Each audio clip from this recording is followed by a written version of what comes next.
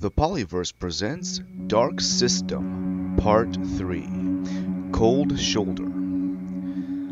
The first thing I realized as I came to was that my head hurt, like it had been in a vice for hours. The next thing I realized was that my arm had been restrained to a boulder near the fire that I had built. I looked around and found that she had set up camp right inside my bivouac, and was looking through my equipment and getting frustrated that she couldn't figure out how to use any of it to apparently fix her own enviro suit. Lean and sinewy, her body was built to take and give punishment. She was covered in fur the color of a muted sunrise with leopard spots. The most striking difference, though, was her 4 bee-sized mammillary, the top pair being slightly more ample than the bottom. Her undersuit was some kind of future-age fabric that reminded me of a thin-insulated combo of silk and Kevlar. I wanted a piece of it to study. Her tail, like any cat's, twitched in anxiety and appeared to have a mind of its own, becoming erratic as her agitation level rose. She moved back and forth between my equipment and hers, and as she did so, I noticed she had a slight limp in her right leg, and it was wrapped like it had been strained, and without adrenaline was protesting its use. And she had some kind of brace resembling a cast on her right forearm that indicated that I had been beaten by a cat lady with a broken arm and sprained leg. I honestly couldn't tell if I was impressed or embarrassed, though I was leaning a bit towards impressed in this case. She started tinkering with my intact right gauntlet, and I sighed, "You know, you can really mess that thing up." She looked at me as if to say, "You think you could do this any better?" She started hissing and growling, as if I could understand what she was saying. "Yeah, I forgot we don't have the ability to understand each other. Great." She stood up and rolled her eyes as she stalked over and reached for my chin. Even though I was chained to a rock, I still struggled to get away, my own anxiety level skyrocketing. She grabbed my face, the retractable claws in her paws threatening to break through my skin, and looked at both sides of my head. As she released me, she stood and sighed, walking back to where her outer enviro suit waited in pieces. She dug through her equipment, then pulled out a small container from her right pauldron. After she found what she was looking for, she stalked back over and reached for my face again. And again, despite myself, I struggled. She braced my right cheek against the rock as she reached delicately to put something in my left ear, and it was actually quite comfortable. Then the growling started again. Meow, hish! But after a bit, you should start to understand. What the hey? How did you, what? That is an auto-translator. She shrugged as she took a few steps away to sit down. You must have a simple mind or something like that for the system to lock on so quickly. What are you doing here? Oh, just hanging around. It's a joke. Look, my ship crashed and we are just trying to find a place to hunker down and live the rest of our lives here. Sorry, Skippy. We're pretty much in the same situation. We got caught in this uncharted gravity well, and even if we had engineers, our ship is beyond repair, and hyperspace comms are smithereens. So I guess we're going to be neighbors here on the ass end of Niflheim. Wait, what did you say? What did you call this place? She suddenly became agitated and looked far more menacing. What, Niflheim? I shrugged. It's from one of our mythologies back home. It's the darkest and coldest of the 9 realms. Yeah, I know, she finished, her jaw on the floor. That's from the Futhark texts, one of our oldest epics. And that's our old religion, from when we believed in stuff like that. How did you... She ominously approached. It's just one of the many myths that... some believe came from non-Terran sources. I was a bit afraid that she would bite my head off. Please don't eat me. Eating sentience is against our highest laws. She moved to sit back down, and not really alleviating any of my fears. I do know that a select group of elite warriors did accompany the birds to start a special project. Some still believed at the time. Elite warriors? Birds? What? Yeah, the Balam and Anki. I think that's what they're really called, she returned. Look, can I trust you not to attack me if I take off the restraint? Hey, you were the one... Fine, I won't attack you. She returned to manipulate the device on my wrist. So, I noticed you had some damage to your viral suit. I may be able to... The restraint released my hand and I scuttled away fast as I could, out of arm's reach. The girl, ignorant of my unease, removed the device cleanly from the rock surface. It was like the restraint had never been attached. I didn't know how this was possible, but I knew I wanted to take it apart. She silently packed it away with her stuff, and I abandoned any hope of getting to study it. Shame. Help! Really? She laughed. You don't even have an auto-translator. Your suit looks like it's a first-gen prototype junker, and looks like you were cornered by a plant. But sure, take a look. Can't hurt any more than the cave-in did. Starting to think I'll never get back to the others. Surface is too treacherous without a fully functional enviro suit, and none of the side caverns seem to loop back in the right direction. I'm already a few cycles overdue for contact. As she went on, her voice wavered and became increasingly forlorn. My fear shifted to concern.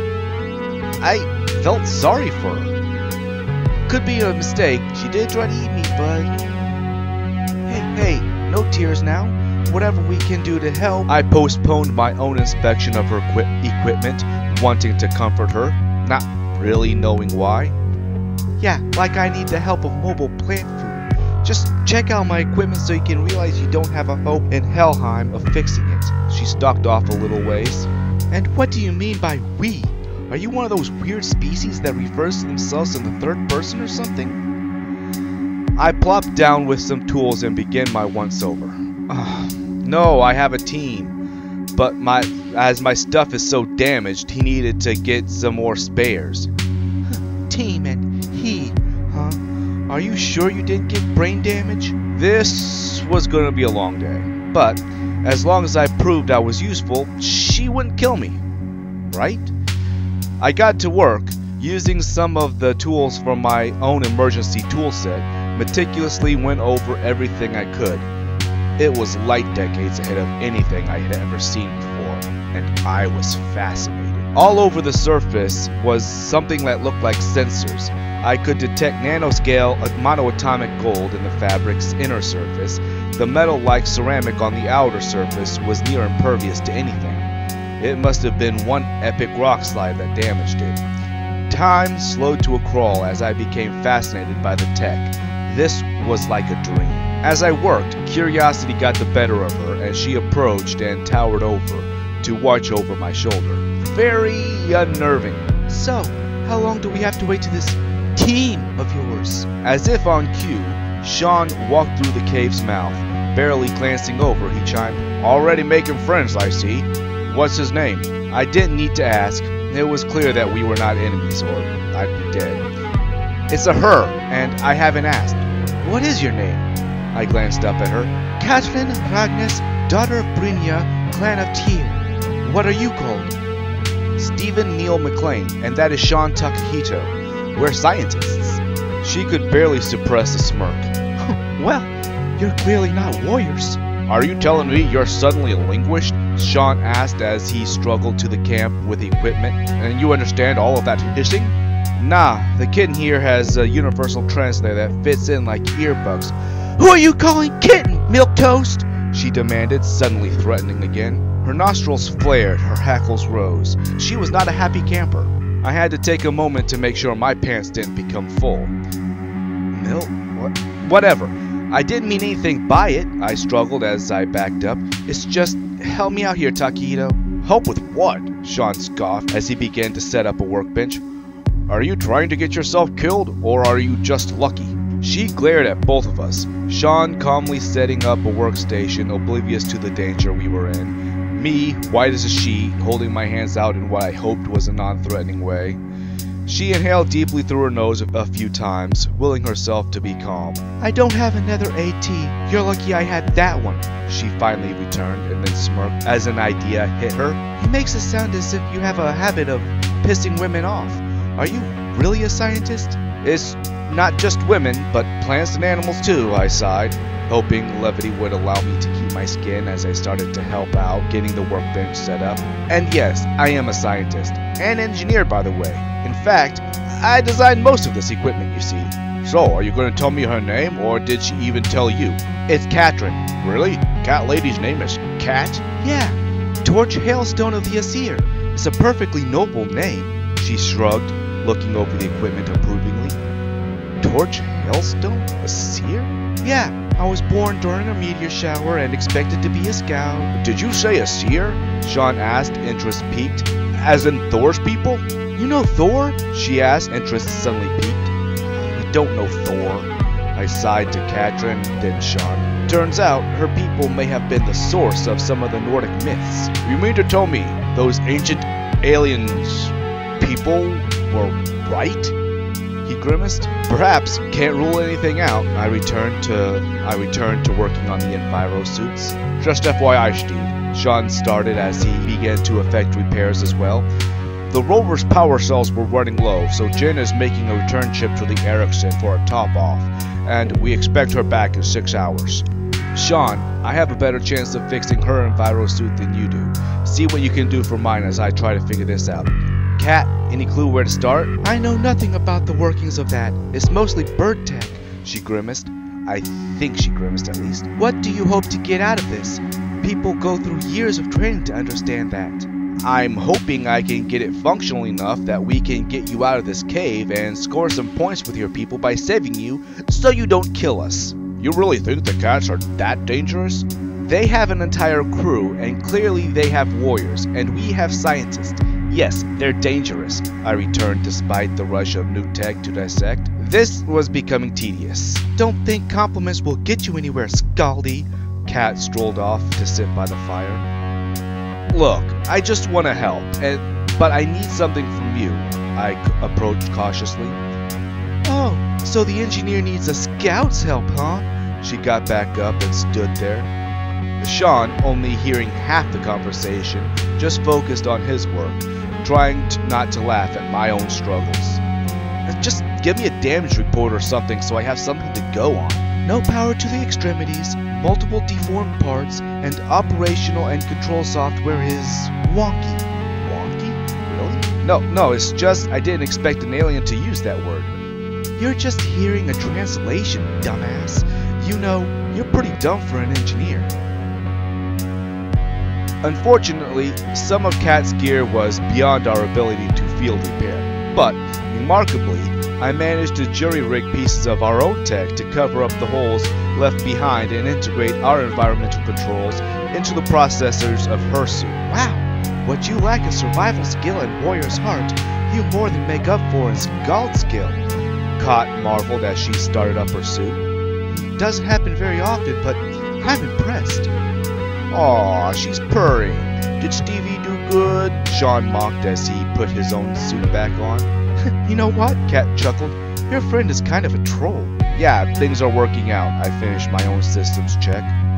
There is nothing that I can do here. The programming is too advanced. My virtual assistant, Vance, was finally back online. But with the systems on the Ericsson, we may be able to partially replicate the translation matrix. That would certainly make communications easier, Vance. I was relieved. Getting a VA perfectly suited to you was a pain. What's Vance? And where is it? Kat's voice echoed over my comms. Vance is my virtual assistant, and he's been offline since we got down here. Sean, you brought the discreets? Yeah, thought the VA's help would be useful in repairs. You should have told me. It would have made troubleshooting hers a whole lot easier. I too would have liked to learn about the technology, Vance agreed. Enough arguing with yourselves. Let's go, Kat snarled. You're this way, right? You are the cat. Let's go. I put out the fire and started back. First, I don't understand her. And second, you're not seriously considering leaving all this tech here, are you? You're right. We need to take our own gear back. We only have a finite supply of tech. With muffled words I could only assume were not safe for polite conversations, Kat stalked back, grabbed some cases, and glared until we started back. Onward and upward then, I announced, starting off. The journey back to the surface was quiet, though I did try to spark conversation.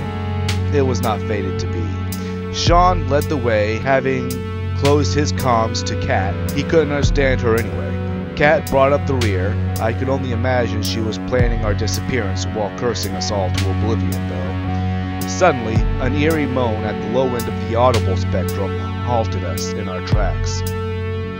No way in hell that's good, Sean noted over the open comms. That's the noise that preceded the collapse before.